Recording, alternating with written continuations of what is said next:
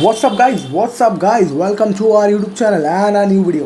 तो भाई आज हम बात करने वाले हैं एक ऐसे कॉमोडिटी के बारे में जो मुझे लगता है हर किसी के पास होना चाहिए। हर किसी के पास अगर आपका एक पोर्टफोलियो है, अगर आपकी वेल्थ बिल्डिंग में एक पोर्टफोलियो है, आपके पास ज़मीन है और रियल स्टेट है आपके पास, आपके पोर्टफोलियो में आपके पास स्टॉक्स हैं, तो एक चीज़ जो आपके पास ज़रूर होनी चाहिए मुझे लगता है वो है गोल्ड। गोल्ड एक ऐसा एसेट है जो आपको बहुत सारी चीज़ों से हेजिंग करने में बचाता है, हेजिंग करना सिखाता है। इनफैक्ट अगर आप ये सोचो कि अगर आप बहुत सारे लोग, दुनिया के हर आदमी गोल्ड ज़रूर ख़रीदता है in order to hedge their portfolio. यानी कि जब भी स्टॉक मार्केट नीचे करेगा आप देखोगे एक चीज़ के प्राइसेस बहुत तेज़ बढ़ते हैं, वो है गोल्ड। तो आपको हमेशा एक अच्छी अमाउंट में गोल्ड आपके पास ज़रूर होना चाहिए। प्रॉब्लम ये आती है कि लोग सोचते हैं गोल्ड खरीदेंगे तो गोल्ड उसको रखेगा। सबसे बड़ी प्रॉब्लमेटिक सिचुएशन सभी लोगों के साथ होती है गोल्ड। अगर आप अपनी वाइफ को देते, अपनी गर्लफ्रेंड को देते, अपनी माँ को गोल्ड पहना देते तो वो ठीक है, वो एक फॉर्म में आ गया, एक सॉलिड फॉर्म में आपके पास गोल्ड आ जाता है। But at the same time आप ये सोचो कि उसमें बहुत सारे मेकिंग चार्जेस भी लग जाते हैं। तो ठीक है, वो आप टांग के घूम सकते हो अपने गले में as a pride of honour कि आपके पास गोल्ड है and you are rich. But at the same time just look at it, you also are putting yourself in a situation जहाँ बहुत सारी स्नैचिंग होती है। इंडिया में बहुत जगह स्नैचिंग होती है, बहुत जगह क्या कहते हैं उसको, छीना झपटी होती है। तो you can not wear gold everywhere.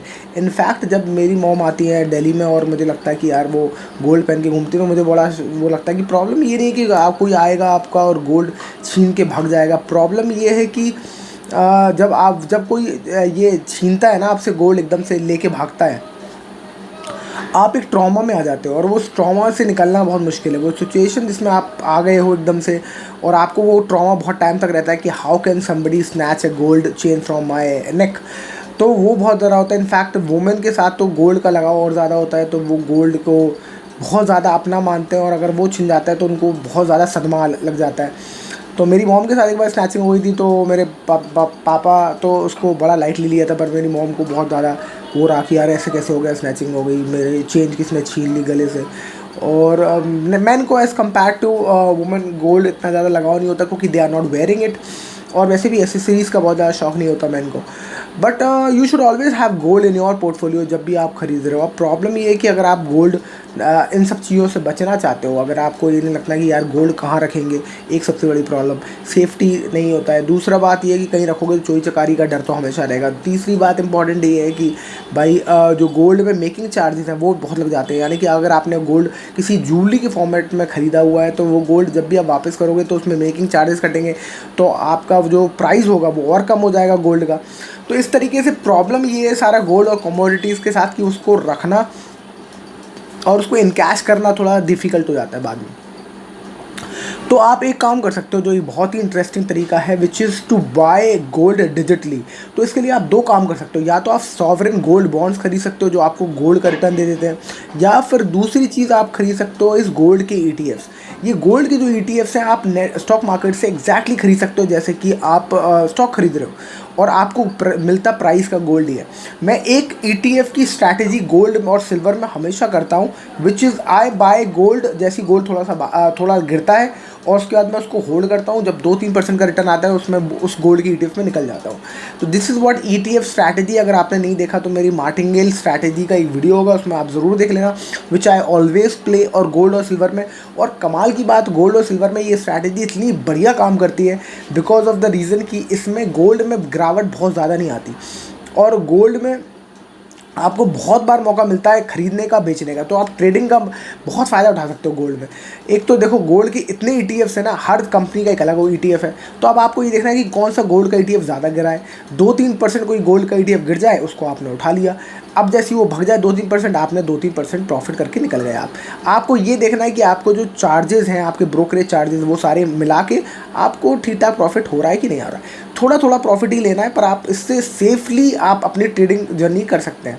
तो आपने खूब सारे ETF खरीद लिए अलग अलग गोल्ड के और सिल्वर के, अलग अलग जो गिर रहे हैं, और जो जो बढ़ रहे हैं आप उसको बेचते जा रहे हो। तो आपने ETF की खुद की एक गोल्ड और सिल्वर की दुकान बना ली, एक तरह की सुनार की तरह आप बन गए, और आप गोल्ड और सिल्वर में ट्रेडिंग कर रहे हो लगातार। जब ऊपर जा रहा है नीचे आ रहा है। कमाल की बात ये कि गोल्ड और सिल्वर कभी भी लगातार नीचे नहीं गिरता। तो थोड़ा सा वो नीचे गिरेगा, फिर आपको बाइंग की अपॉर्चुनिटी मिलेगी, आप खरीद लोगे, फिर थोड़ा सा भागेगा आप फिर बेच दोगे, फिर थोड़ा सा और भागेगा फिर गिर जाएगा, फिर आप फिर खरीद लोगे। तो actually gold on a long term देखो तो आपको रिटर्न में भी 10% दे देगा, 8% दे देगा, बट क्योंकि आप ट्रेडिंग कर रहे हो और बार बार जब गोल्ड गिर रहा है आप फिर खरीद रहे हो, थोड़ा सा भाग रहा है आप फिर बेच रहे हो, तो इसमें आपका जो रिटर्न है गोल्ड का बहुत बढ़िया निकल जाएगा, राइट। तो आप इसमें ज़्यादा ट्रेडिंग करके ज़्यादा अच्छा मौका कमा ज़्यादा अच्छा पैसा कमा सकते हो। दूसरी बात, बहुत सेफ रहता है, बहुत सेफ रहता है, क्योंकि गोल्ड और सिल्वर इतना ज़्यादा क्रैश नहीं करने वाला। इनफैक्ट मैं इस साल गोल्ड और सिल्वर पे बहुत ज़्यादा बुलिश हूँ as compare to stock market. Stock market में मेरा पोर्टफोलियो इन्वेस्टेड है स्टॉक्स में बहुत सारे, पर मैं गोल्ड और सिल्वर को लेके बहुत ज़्यादा बुलिश हूँ। I am very bullish on gold and silver specially for 2025। मुझे लगता है this will be the commodities for the entire year, और गोल्ड आपको स्टॉक मार्केट से ज़्यादा रिटर्न दे सकता है। इनफैक्ट सिल्वर एक ऐसा कमोडिटी है जो बहुत ज़्यादा मुझे लगता है अंडर एस्टिमेटेड है। अब आप ये सोचो, मैं नोटिस कर रहा हूँ, this what I am noticing is, क्योंकि बहुत सारा मार्केट जो है वो चाइना से खिसक के इंडिया आ रहा है, तो हमारा सारी सरकार और हर चीज़ पूरा इंफ्रास्ट्रक्चर इस चीज़ पे रेडी है कि अब हम मैन्युफैक्चरिंग ज़्यादा से ज़्यादा करें। अब आप ये सोचो, जब भी किसी चीज़ की मैन्युफैक्चरिंग ज़्यादा होगी तो उसमें बहुत सारी चीज़ों में मैन्युफैक्चरिंग में सबसे ज़्यादा जो प्रीशियस मेटल यूज़ होता है आफ्टर गोल्ड इज़ सिल्वर। तो गोल्ड इसलिए ज़्यादा प्रीशियस मेटल में ज़्यादा यूज़ नहीं होता क्योंकि gold is overly expensive, but silver बहुत ज़्यादा मटेरियल्स में यूज़ होता है, बहुत ज़्यादा प्रोडक्ट्स में सिल्वर की हाई डिमांड रहती है इन टर्म्स ऑफ मैन्युफैक्चरिंग। तो सिल्वर एक ऐसा मटेरियल हो सकता है 2025 में जो आउटशाइन कर देगा इनफैक्ट गोल्ड को। इनफैक्ट कुछ प्रेडिक्शंस मैंने कुछ लोगों की भी सुनी है और उसमें लोगों ने बोला है कि भैया गोल्ड सिल्वर को भी बीट करेगा और इनफैक्ट स्टॉक मार्केट को भी बीट करेगा 2025 में। तो this could be a material of the year. तो अगर आप एक सेफ बेट खेलना चाहते हो अपने साथ साथ आपका स्टॉक का पोर्टफोलियो पर उसको हेज भी करना चाहते हो अपने एक स्टॉक किसी और कमोडिटी से, तो silver can be the very safe and very amazing bet for you in 2025। तो सिल्वर आप खरीद लो। जब भी स्टॉक मार्केट का पोर्टफोलियो गिरता है, स्टॉक मार्केट गिरता है, गोल्ड और सिल्वर के प्राइसेस हमेशा जाते हैं ऊपर। क्यों? क्योंकि पूरी दुनिया जो है अपने पैसे को पार करने के लिए, जब भी उन्हें लगता है कि स्टॉक मार्केट सही नहीं है, उनको बहुत सेंटीमेंट बहुत नेगेटिव हो जाता है, तो वो अपना पैसा पार्क कर देते हैं गोल्ड में, क्योंकि गोल्ड में उनको पता है कि फिक्स रिटर्न मिल जाएंगे। और हमेशा ये पैसा जो है वो हमेशा रोटेट होता रहता है साइकिल्स के टर्म में।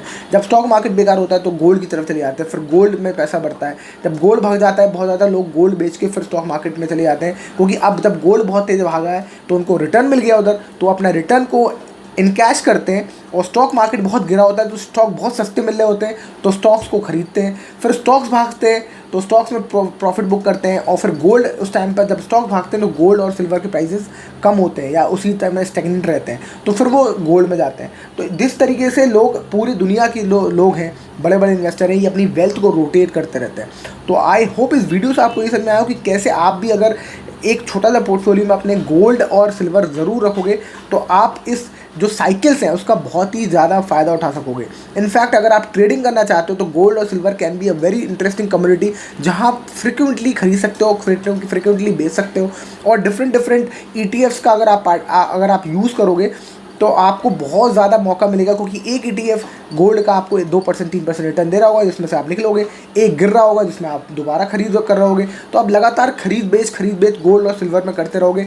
और अगर गोल्ड ऑन एन एवरेज आपको इस साल 10% रिटर्न देता है तो आपका रिटर्न गोल्ड 10% से कई ज़्यादा होगा, क्योंकि आपने हर गिरावट पे भी खरीदा और हर बढ़त पे फिर बेचा। तो आप जहाँ गोल्ड वहीं वापस आएगा, अगर गिर के वहीं वापस अपने लेवल पे आएगा गिरने के बाद, तो आप उसमें प्रॉफिट बुक कर चुके होंगे।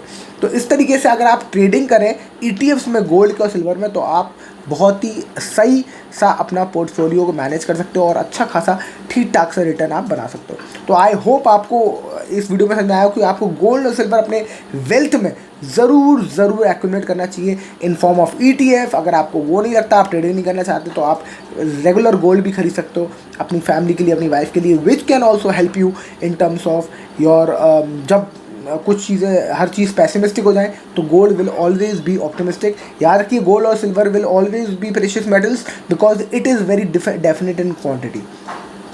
So that's it for this video. I hope you like the video. If yes, like, share and subscribe, and I will see you in the next video. Thank you so much for watching. Bye bye.